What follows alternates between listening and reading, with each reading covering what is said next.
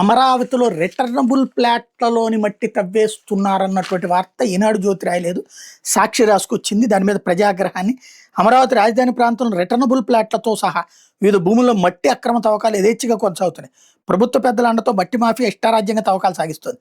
అధికారిక అనుమతులు లేకుండానే జేసీబీలు, లారీలు, ట్రాక్టర్లతో మట్టిని భారీగా తరలిస్తూ అక్రమార్కులు కోట్లు గడిస్తున్నారు.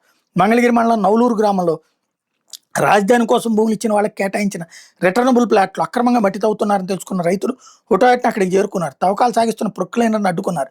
ఈ సందర్భం పలువురు రైతులు మాట్లాడి తమకిచ్చిన రిటర్నబుల్ ప్లాట్లో భారీ యంత్రాలతో మట్టి తవ్వి అక్రమంగా తరలిస్తున్నారని ఆగ్రహం వ్యక్తం చేశారు. ఇక్కడ మట్టి తవ్వితే మాగతే ఏమిటంటూ రైతులు ప్రశ్నించారు. ఇంత జరుగుతున్న సంబంధిత అధికారులు ఎవరు ఘటనా స్థలానికి చేరుకోకపోవడం మీద రైతులు మండిపడ్డారు. తవ్వకాల వల్ల తమ ప్లాట్లో పెద్ద పెద్ద గుంతలు ఏర్పడ్డాయని, వర్షం వస్తే చెరువులా మారతాయని ఆందోళన వ్యక్తం చేశారు. ఇట్లాంటి గుంతల భూములు ఏం చేసుకోవాలని ప్రశ్నించారు. తక్షణమే తమ కేటాయించిన ప్లాట్లో అక్రమ తవ్వకాలు జరగకుండా చర్యలు తీసుకోవాలని, గుంతలు పూడ్చివేయాలని డిమాండ్ చేశారు.